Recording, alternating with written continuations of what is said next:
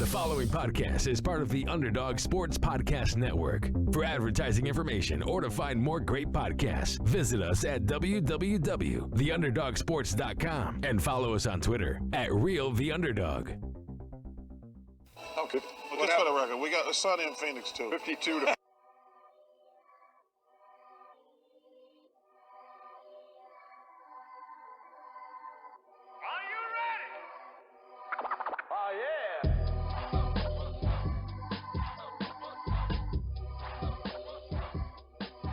Hello, everyone, and welcome to the Sunny in Phoenix podcast, a weekly podcast where we keep you up to date on everything Phoenix Suns basketball. My name is Charlie Erling, and as always, I'm joined by Mitch Krmpotich. Hello.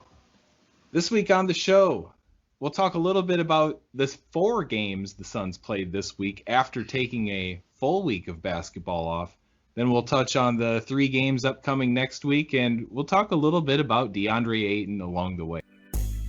Follow us on Twitter at Sunny and PHX Pod. Same thing for Instagram. Go on iTunes, leave us a 5-star review and a comment, and you will get a shout out on the show. Shoutouts are in order for our bet question from last week. Our question was, will the Suns play a game this week? I went with the pessimistic choice and said no, just to be different, and boy was I wrong, but Charlie here said yes, and he was right, so point for him. But shout out to our 2 usual suspects on this, at Sunderous Dunks and at Comic Evangelist on Twitter. They're always involved in this, so follow them, you know the drill. But also shout out to Scott Coleman at ScottyCo21 on Twitter, who he is a very funny guy. And as I read more of his tweets, I find we have more in common than I thought. He's a big Suns and Broncos fan like me. So shout out to Scott Coleman. He also said we would play a game this week, so he was right. Maybe we shouldn't have played any games this week. Yeah, maybe. Well, that brings us into the first topic that we want to touch on, though. Was this break bad? The Suns got a week off with 3 postponed games, and since then we've come back and we're playing 1-3 basketball, and it was all over the course of this week. So, you know, running on a pretty hot streak to start the season, then you get hit with this. Do you think it's kind of busting us up right now? I think so. I think it killed our great momentum to start the season. And I remember back to last season, bubble aside, the postponement there in March aside, any long break that we had didn't tend to go very well. Coming back from the All-Star break, we struggled. Anytime we even had 4 or 5 days in a row off, we would come out pretty flat.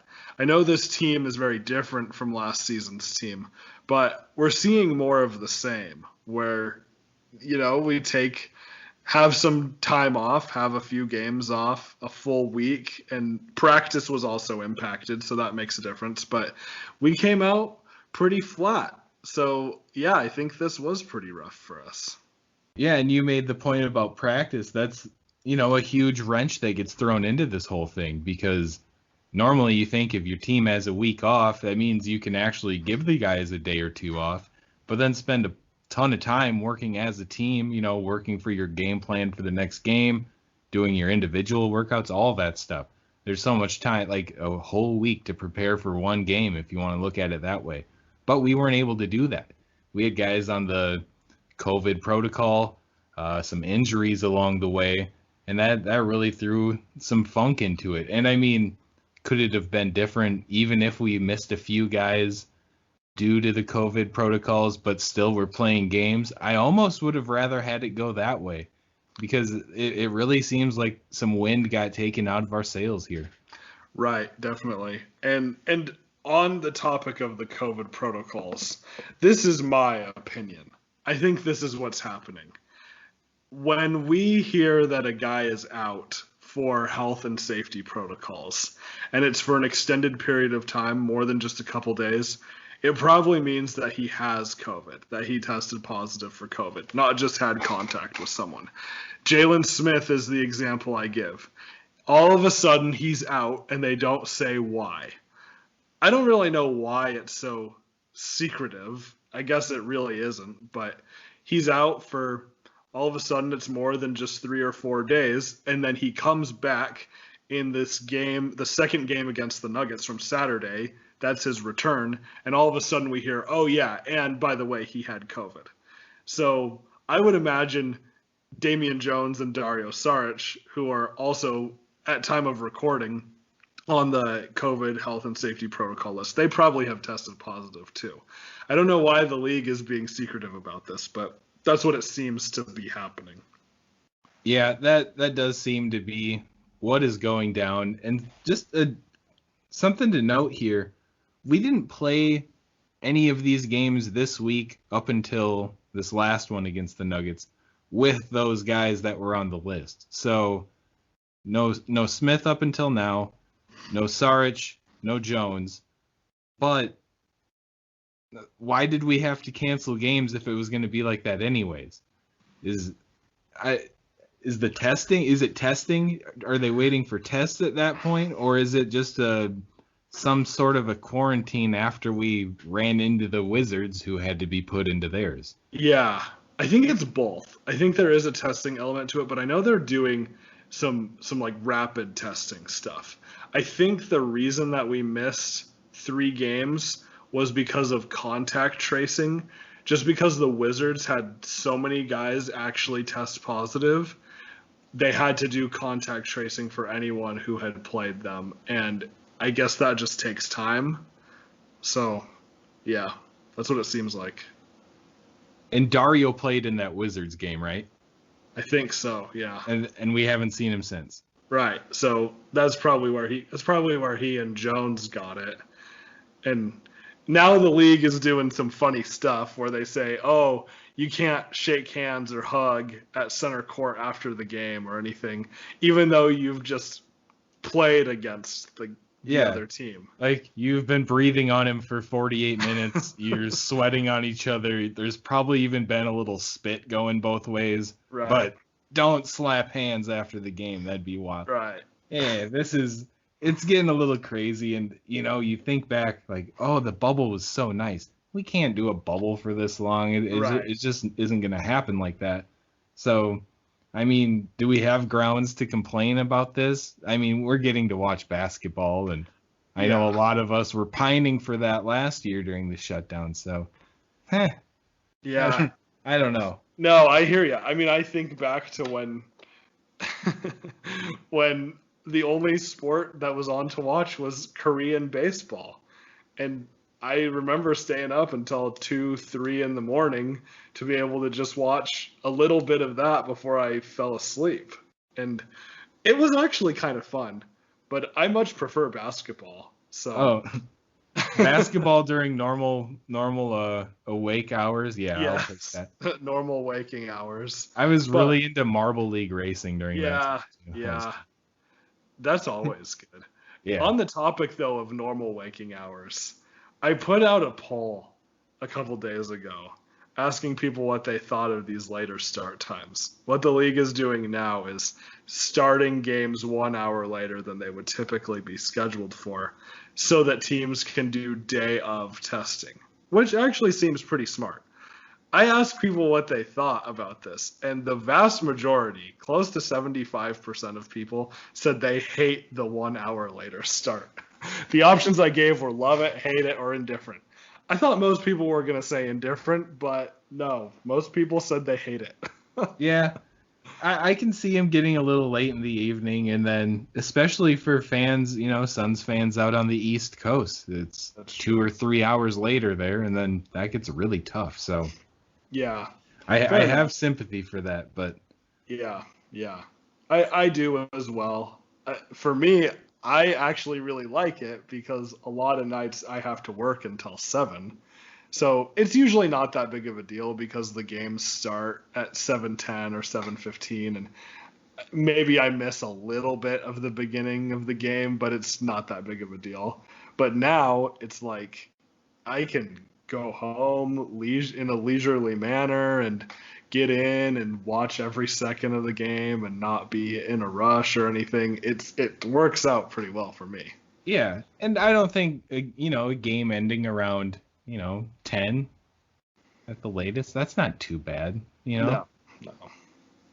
Not horrible. And that's coming from an old guy. Like, I'm old. 10's not that late.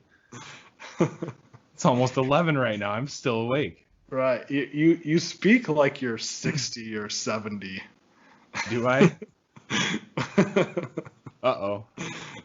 But I hear you. Even for the people who go to bed early. And I actually am not the kind of guy who stays up super late. In the past, I used to be. But as I've gotten older, it doesn't stay that way. And I've had to wake up earlier and all of that. But it's not that big a deal. 10:30, that's still halfway reasonable. Now, if you're living on the East Coast and that's midnight or 12:30, I understand that. That's frustrating, but it's what we got to do. Yep. Just got to think of those guys in Europe who... Right. That's like some 2 in the morning, 3 in the morning business. I remember like Dragic stories talking about how he'd stay up till 3 in the morning to watch whoever. Pretty cool. Right. Or think about, we know there's so many Suns fans in Australia. Right. The time difference for them, that's huge. So we have no room to complain whatsoever. No, that's very true. Very true. We're trying to be a global game, the NBA, so. That's right. All right. Let's talk a little bit about, the week's games. We think this little break definitely didn't help us out, and we saw it with a 1-3 record over the week. So the first one in the Grizzlies, we'll touch on this. This was Devin Booker's worst shooting game of his career. Is that correct? It's either the worst or second worst. Whatever. It was horrible. Yeah, that's rough. 5 for 21 from the floor for D-Book in this one. 12 points, 3 boards, 4 assists, couple steals, 3 turnovers.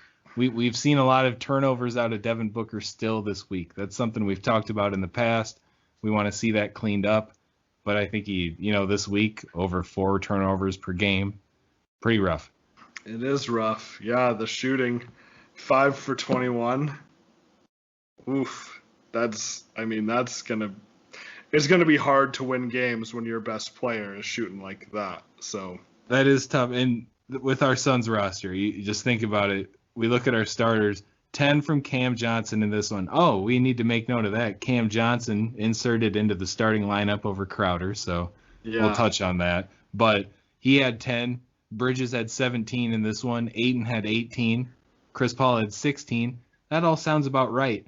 If you have your star player play his game, scored 22, 23 points, that's probably a win for the Suns in this situation. If that were the case, we win this game by 6, 8, 10 points. Right. And as much as I don't like the guy, and he really had a poor game on the offensive end, Dylan Brooks plays good defense on Devin Booker every time we match up against these guys. Yeah.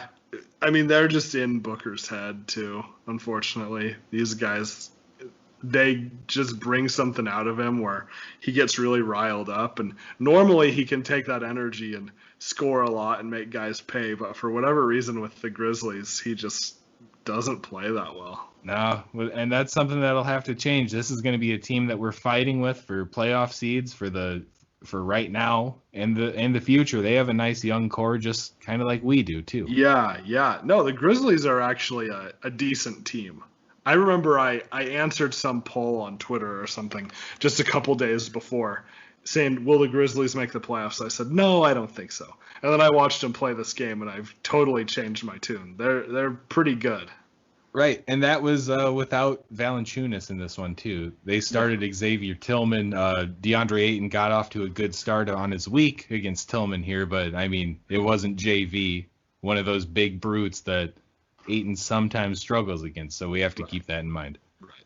All right, moving on to the Rockets game. This was a very welcome game, one that we kind of needed against a team who's been struggling after trading Harden. They have a mismatch of guys. Wall was out in this one.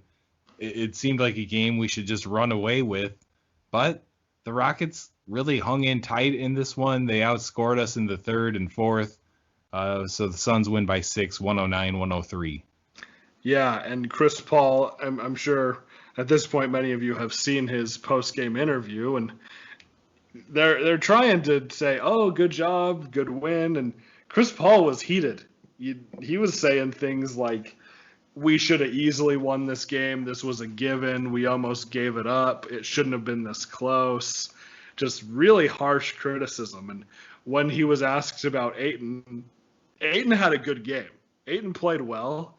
He's been playing well, but in this game, that's where he really got off to this hot streak. 26 points, 17 rebounds, 11 for 15 from the floor. Very good game. 5 blocks as well. Very good game for Ayton. And Chris Paul heartily praised him. Chris Paul said, "Yeah, that's got to be the norm for him. That can't be a one-game thing. He needs to go out and do that every night. And until he does that, I'm not going to say much." Essentially, that's what Chris Paul said. So he was pretty heated. Yeah, I really don't blame him either. This was it was a game where we were up by what at halftime, 13 at halftime, and this is one of those times where this has hit us every game this week. We get out to a pretty nice little lead, and then it's just gone instantly. And it doesn't happen when one particular guy is on or off the court. It just happens every game, and that's something that I've started to worry about a little bit. I mean, we're still early in the season and all that, but the fact that we can't hold a lead is getting a little nerve-wracking. But we still need to give these guys time to gel. We do. It is definitely early on, and we're not used to playing with leads. No. Especially Booker. Booker is adjusting to that too, and I think Monty Williams is adjusting to that as well.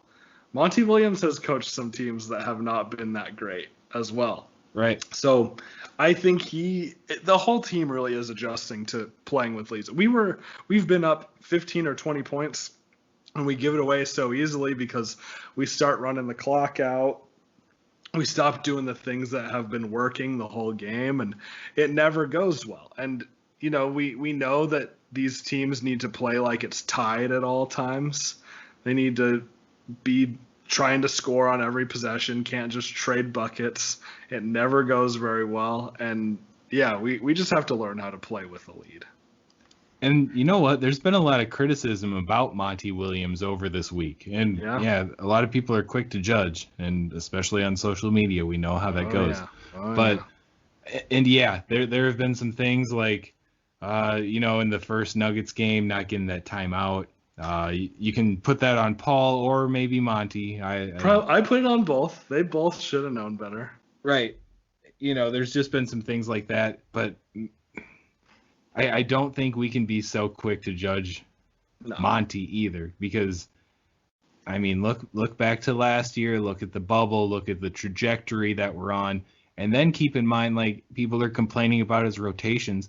Yeah, we're without all of our bigs except Ayton and Frank the Tank, man, the guy that we cut, another team cut, and then we brought back as an afterthought, more or less. I mean, he's getting big minutes right now, so it's tough out there.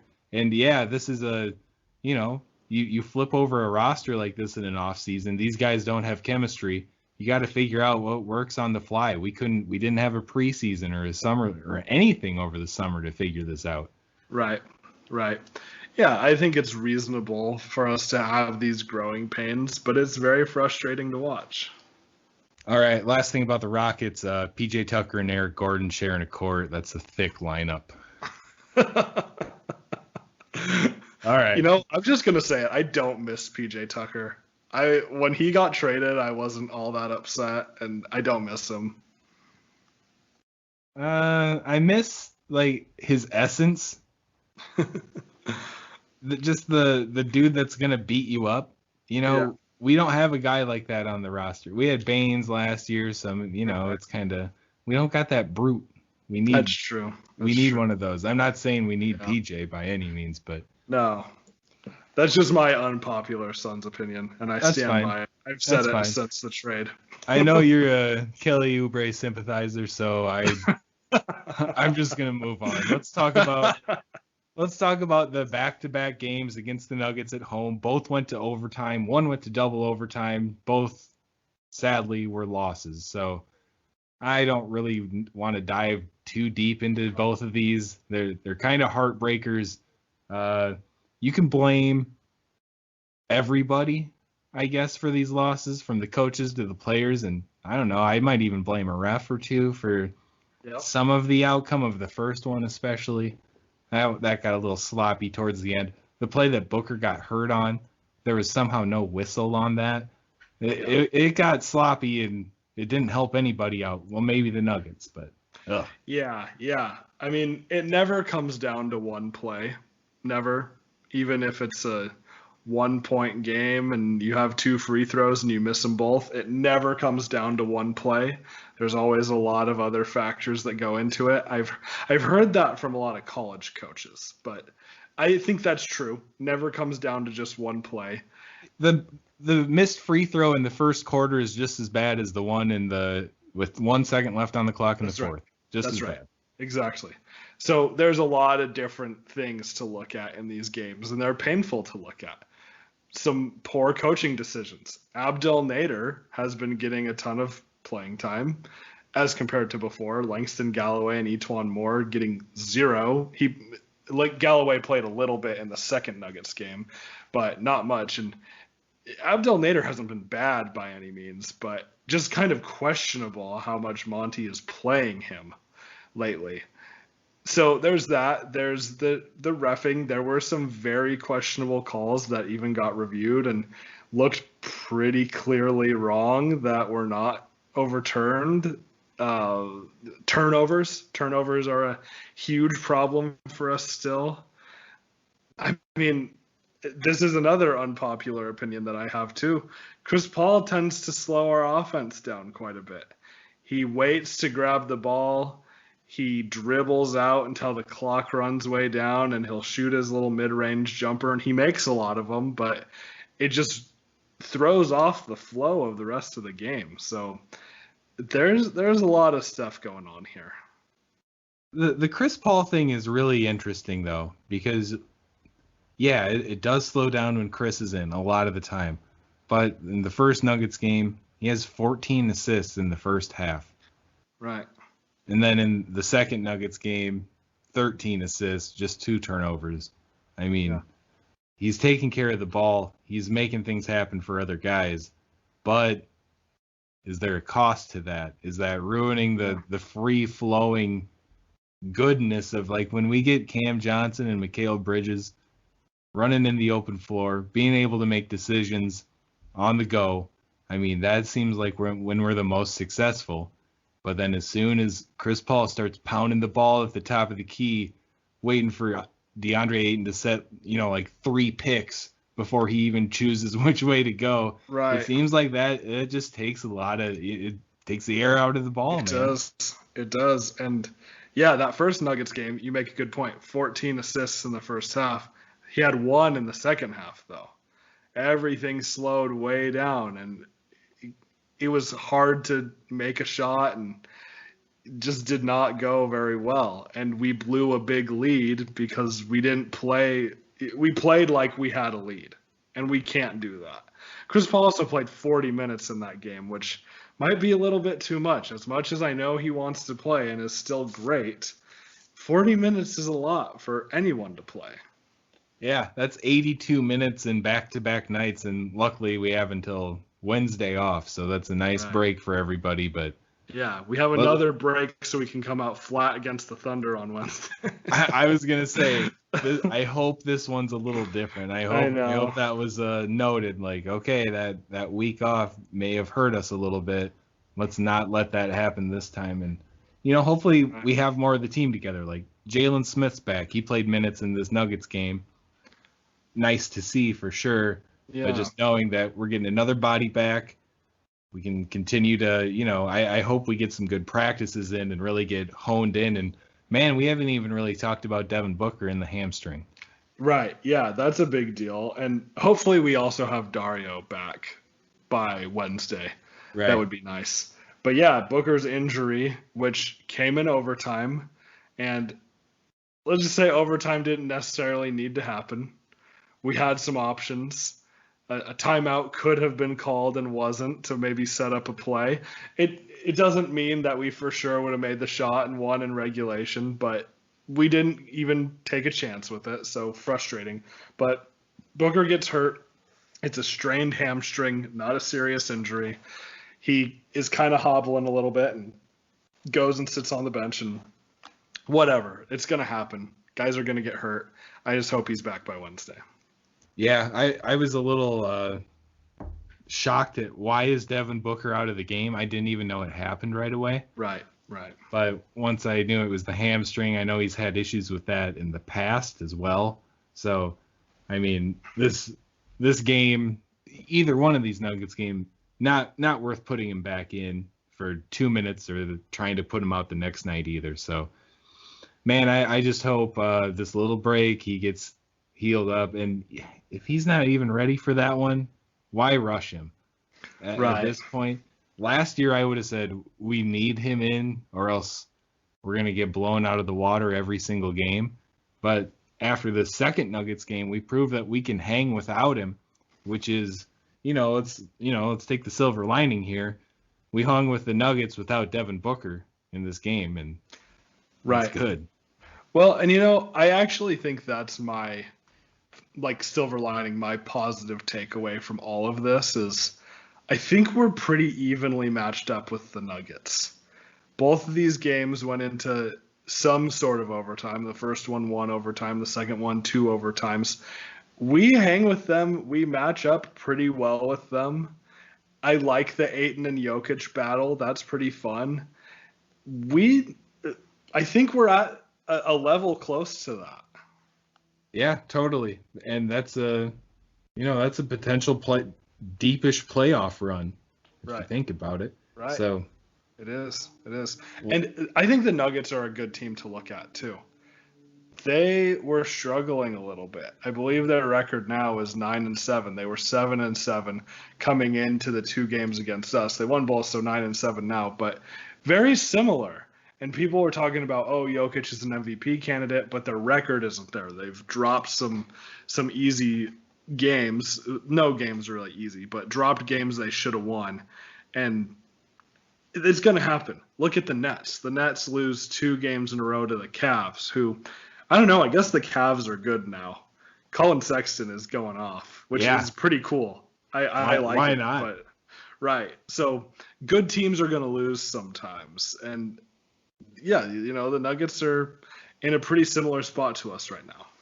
Yeah, and kind of a similar comparison. I'm not saying that MPJ and Dario are similar players, but I think that Michael Porter Jr., his first games of 2021 were against the Suns. And how many games has Dario played for us this season? Right. 3 Just a handful. 4. Yeah. Right. So, we're missing guys trying to get through this little funk and protocol. And then hopefully once teams get a little closer to full strength, we get back into that role that we saw at the beginning of the year. Right. Exactly. All right. Next week's games. 2 at home, 1 on the road. And then the 1 on the road is against the Mavericks. Then that's Saturday, then a day off. And then we play them again Monday at their place. So against the Thunder, Wednesday, 7 o'clock. This game feels like one we should win. But the Thunder they're not just giving away games. They're pretty solid still. Yeah, they're decent. I'm sure Chris Paul is going to want to play well against the Thunder, against his old team. He doesn't have a ton of history there or anything. He has 1 season, but I'm sure he wants to give some extra effort against them. I don't know if that's a good or bad thing at this point. So I guess just be on the lookout for it. I think this is a winnable game, and it's a good opportunity to come out and play strong after a few days off. Yeah, I'd say out of these games, I'd most like to open up against the Thunder compared to either the Warriors or the Mavericks. So that'll be nice coming back from our little break. And then, yeah, again, I just hope everybody's healing up. We got to see Jalen Smith play. He hit a 3 in this game against the Nuggets. Let's hope we can see a little bit more out of him because we're thin on the big boys. And he's not a monstrous center or anything, but he's 6'10" and he can move. Yeah. So not bad. Could be a good one.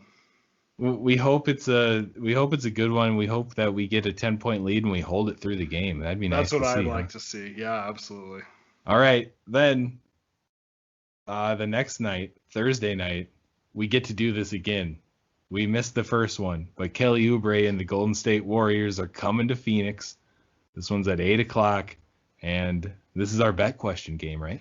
This is our bet question game. We tried this, and a lot of people answered and couldn't address it. But our bet question for this game is how many threes will Kelly Oubre make in the game on Thursday? So your guess. You know, I said 0 last time. Kelly Oubre was shooting under 20% from 3 last time. Kelly Oubre is now at, last time I looked, 20.6% from downtown, but I'm still going with 0. Okay. Still doing the 0. I guess I'm just going to say 1 then because it's the smart thing to do. Yep, that's fair. That's fair. Yeah. So, as always, let us know on Twitter at Sunny and PHX Pod. How many threes will Kelly Oubre make in Thursday's game? Are you rooting for Kelly to snap out of this? That's a great question. I think I would say no because I don't want the Warriors to be good. We need teams in the West to be bad because I don't want to have to be in the play-in tournament. I want the Suns to actually make the real playoffs. So I want all these Western teams that are borderline good to be bad. I feel that. I love watching him struggle. And whenever the Suns trade a guy and he talks smack about the team, you're on my crap list. I'm sorry, but there you go, Kelly. And I hope he struggles all season. I really do. The one that bums me out, though, is Ricky Rubio in Minnesota, which is just a mess. They're a mess, man. They are. And, I mean, I know it's tough. Cat with the getting COVID. That's tough. Right. That is tough. That's a different story, but I mean, these guys, it's not a good team.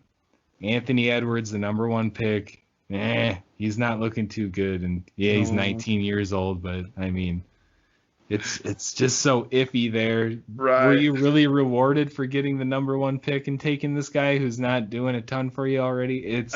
He doesn't even want to play basketball.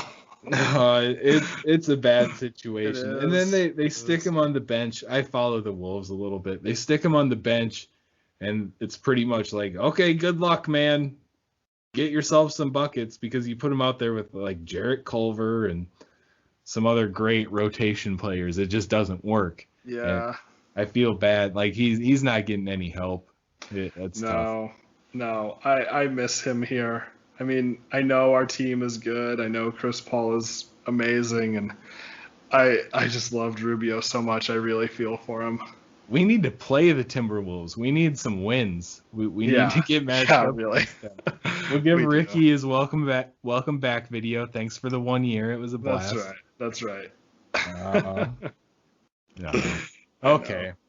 All right. Warriors game. We hope Kelly comes back and struggles. And then Saturday, 6:30. I believe this game's on NBA TV. Suns at Mavericks. We matched up with them in the opener this year. Got the win. And we get to see another matchup of Luka versus Deandre. So exciting. Let's start up. Let's talk about that for a week or two. I know. Ugh. I'm so sick of Luka. That's all I got. That's it. Yeah. Fair enough, man. I feel that same way. We won the first. No. We won the first one. We get to stick Mikal Bridges back on him. I love being able to do that, and we give Luka some trouble. And that's, if you can do that against the Mavericks, especially with is KP still out, isn't he? No, he's back. Did he just come back? Just recently. All right, so that is something. But if you can frustrate Luka, there's not a ton of firepower like they had last year around them. So I don't know. I always like our chances against them when you get to put Mikal on Luka. Yeah, I actually do too, just because we play so much more of a balanced game, and they rely on one guy so much, one or two guys so much, that I like the way we match up against them. All right, and to end this thing, Deandre Ayton. We talked a little bit about him, but this guy, I mean, the talk that happens on social media about Deandre Ayton is pretty crazy. It's all around. It's pretty crazy. He admittedly, he had a poor week, maybe 2 weeks almost. Didn't play great basketball, but this week, since our little 1 week break, he obviously got called out by the teammates, Chris Paul, the coaches, everything. We need you to play better basketball. 22 points per game, almost 15 rebounds per game, 2 assists per game, 2 blocks per game. Is that enough? I think so. He's done. It is. It is. He's gone above and beyond. And he is even being hard on himself. I saw a quote from this first Nuggets game where he said, I didn't do enough on defense. I need to be the anchor of this defense. But he played a great game. And he tends to play pretty well against Jokic. So, yeah, it's like, I don't know if it's really that helpful to be so harsh on him, but it's starting to work. So, social media, though, man, so reactionary. Just pick anyone on Twitter. And I'm guilty of this, too. Follow what they say through one game, and it's a roller coaster. Oh, yeah. I mean, I like to tweet and get engaged during the game sometimes, but there's some games where I just have to say, like, I'm not going to say anything because I just want to watch and enjoy the basketball game. No, I completely hear you. It just gets so crazy, and you can't, I don't know, man. As the old man, as I like to call myself, I'm in my early 30s, by the way. I'm not that old. But these guys are 24, 23, 22 years old. And then if you have a rookie on your team like Anthony Edwards, he's 19 years old. I was so stupid when I was 19 years old. Oh my gosh, absolutely. Seriously. And like, I don't know if I could tie my shoes 2 days in a row when I was 19 years old. Like, and then you expect this guy like Anthony Edwards, you're expecting 22 points a night out of him on, I need 65% true shooting percentage too. Like, come on, give these guys a break. Give them a little time. Everyone has a bad game. Sometimes the guy will even have a bad week. And we're not all LeBron James. I mean, That's right. It's not a 27-7-7 stroll in the park every game. It's not like that. But I don't know. Just give these guys a break. It's going to take time for the Suns to really come together. It really is. Mm-hmm. I saw an interesting comment from the perspective of the national side of things rather than like the local media.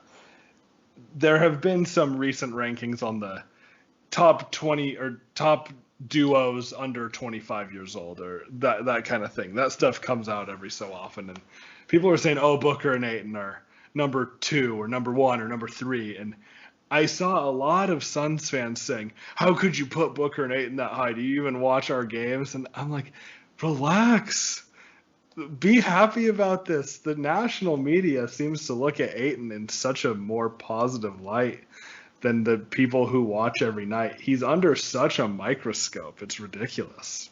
No, it really is. And I mean, when I look at a center, I want a double-double every game. That's what I want out of a center. He does that every game. He does more than that every game. And now the defense is coming around, a couple blocks per game this week. He had 5 in one game. We're seeing stuff like that happen now. And no, it's not Luka Doncic basketball. That's not what Deandre Ayton is. But I've said this the whole time. We had Devin Booker to do that stuff. Now we have Chris Paul too. And now Mikal Bridges does a little bit of it too. Oh, and Cam, dude, everybody's coming around. It's just have a little more patience. Right. We were the dumpster of the West, the dumpster of the NBA for years. It wasn't that long ago. It wasn't that long ago, and it was for a really long time. And now it seems like some people want everything to just, you snap your fingers and we're hoisting a banner. It's not going to quite be like that. But you know what? This team's going to make the playoffs this year. We're going to fight. There's going to be some pride back in Phoenix about the Suns, and that's what we need. That's right. It's a process. It really is a process. And patience is good. I think people need to temper their expectations a little bit. As much as I would love to say we're winning it all this year, probably not. This is a big step in the right direction. But with that, on the topic of big steps in the right direction, it's time for the non-sports section of the show. We are going to be talking about something a little bit more serious than our typical non-sports. So we're not going to say what's your favorite cold cut or whatever, but I just thought of that, and we'll probably say that next week then. You bet. We're doing that next week. But I'm curious now, with the COVID vaccine becoming potentially more accessible in the coming months, weeks, what are your thoughts on the vaccine? We have a couple good ones out already. Right. And I wish that more people were able to get it sooner, obviously, but I'm happy that our healthcare workers and our seniors are starting to get it. It sounds like quite a few have gone around in Arizona, not a ton, but quite a few have happened. So as soon as I can sign up for it, I'm going to take it because I want to go to a basketball game as soon as possible. I don't want me to be the reason that I can't go. I want to be waiting for the Suns to open the doors.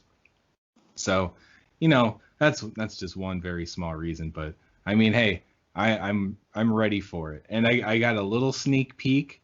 I took my wife through the line. She got her second dose. So I saw what it's all about, and I'll let you talk about it. But what I saw, it's really efficient and it's a pretty smooth process. And sign me up. I'm ready to take it. Yeah. It was a positive experience for me too. So I work in healthcare, so I was able to get the vaccine earlier than a lot of people. I've received both doses now, and it's not super complicated. The first dose, it did take me about an hour to get through the line, but that's because there were so many people there. So it was a welcome sight. I was glad there were a lot of people there. That's going to be the key to getting through this, is getting the majority of people vaccinated. So, yeah, it was not a bad experience or anything. Just took a little longer than I had anticipated. But driving through the line and everything is no big deal. It's very simple. It's kind of nice. I'd like more stuff to be like this, more doctor's visits to be like you stay in your car and you get in the line and they tell you where to go. Yeah, yes, please. I'll take that. Yeah. So pretty streamlined. I had very, very, very minimal side effects to the first dose. My arm was sore for about, I'd say 48 hours, more so than a flu shot, but not too much. Just felt like I got punched in the arm.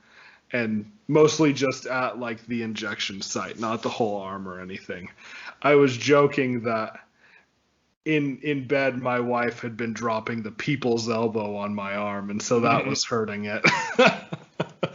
But no, it was a little bit sensitive, and it didn't last very long, and back to normal. Then waited 3 weeks to get the second dose, and I got that, and more symptoms, but nothing too serious for me. My arm was still sore, maybe a touch more sore or the same level as the first dose. I had some joint and muscle soreness too. It felt like I had gone out and shot around for a couple hours. Maybe not played like a full pickup game or anything, but just got some shots up for an hour or two. It was kind of back soreness and some neck soreness and a headache. It didn't last very long, though, and now I'm just completely back to normal. I bet that feels nice. I mean, I'm excited for that, just the reassurance of, okay, I can go do normal things again, and I don't have to be bothered by anything. That'd be pretty nice. Yeah, it's pretty cool, and you do have to wait. It's, I think, 10 to 14 days after the second dose for the full immunity. It's not 100%, but I got the Pfizer, and I believe it's 95% immunity, so that's very good. So still have to wait a few more days for all of that to finally kick in. And they say, even after you have that immunity, you still need to wear a mask just in case you can spread it, because you're part of that 5% that isn't. And if I have to wear a mask a little longer, I don't care. I'll do it. So I will feel a lot better about when I go to the grocery store, or when I go into work, or when I'm around my wife and people like that. I'll feel better knowing that there's so much less of a chance that I'm spreading it. Sure. Did you get a sucker? No, I didn't get a sticker either. Oh, wow. Yeah, my wife also works in healthcare, and she's gotten her first dose, and she got a sticker. And I didn't get a sticker either time, and I was kind of bummed. Natalie got a sucker after her second dose. What? Yep, hooked up. Wow. Oh, lame. I'm going You got back. yours at the wrong spot, apparently, Mitch. I guess so.